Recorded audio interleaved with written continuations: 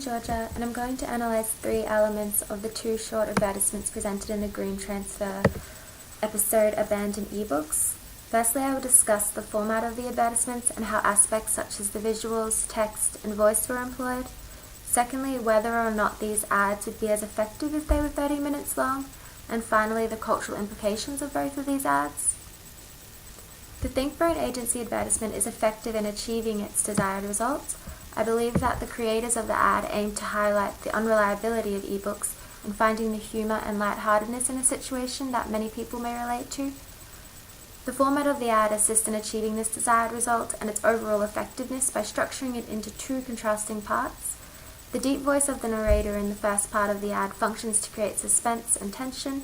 Alongside this narration, the dull lighting of the visuals and recognizable motifs of pulp fiction text and film, such as a briefcase full of money, the lone car, and a mysterious figure, help in establishing a feeling of suspense and capture the audience's attention. This scene is abruptly cut off at a crucial moment with the exaggeration of the sound and imagery portraying a device, in this case an ebook reader, losing power. The second part of the ad contrasts with the first, through its use of a softer voice and an emphasis on the main character's goofy frustration at his failing device. The material and ideas in which the Think Brain ad deals with has some potential to be extended upon. Ideas surrounding the modern trend of relying on technology for entertainment rather than paper books, and for many other aspects of daily life, could be expanded upon to make a 30-minute long feature. However, I believe that in the context of this ad, this potential is limited and it would not be as effective. This advertisement, with its humorous and light-hearted take on the subject, finds its strength in the short length of the scenes and the abrupt changes. Although this ad employs recognizably Australian voiceovers and settings, it does have potential to make sense outside of an Australian context. This ad utilizes a common comedic trope found in widespread text and films called Schadenfreude. This comedic staple concerns the idea of laughing at the expense or misfortune of others. This is also expressed in how relatable the situation is. With the growth of technology operating on a global basis, ideas pertaining to its unreliability would resonate with broader audiences rather than just Australians.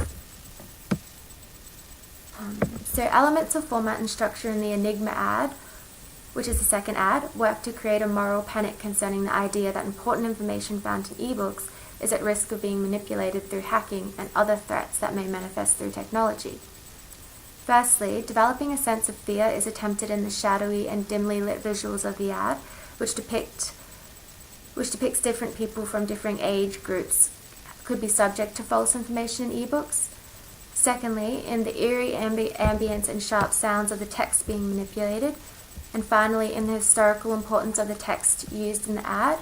However, I believe that through using such sensitive and historical information, the ad becomes problematic and potentially controversial, especially when such information is being appropriated for the purpose of selling an idea or product. Hence, Enigma's ad loses its effectiveness in using this structural element. Although issues concerning fake news, cyber threats, and hacking may be topical, the argument that ebooks are easily manipulated compared to the supposed credibility of all paper books would fail to expand into a 30-minute feature, as it is already easily undermined within the short ad presented. So, in comparison to Think Brain's ad, Enigma's argument that in neglecting ebooks, important historical information can be protected from manipulation is less effective across varying cultural contexts. As this ad proves to be problematic in an Australian context, as it relies on the assumption that all paper books are credible and unbiased, I believe that this would also be the case in a broader context. Differing cultural and social circumstances such as censorship and accessibility to paper books also makes this ad ineffectual in different cultural contexts. Thank you.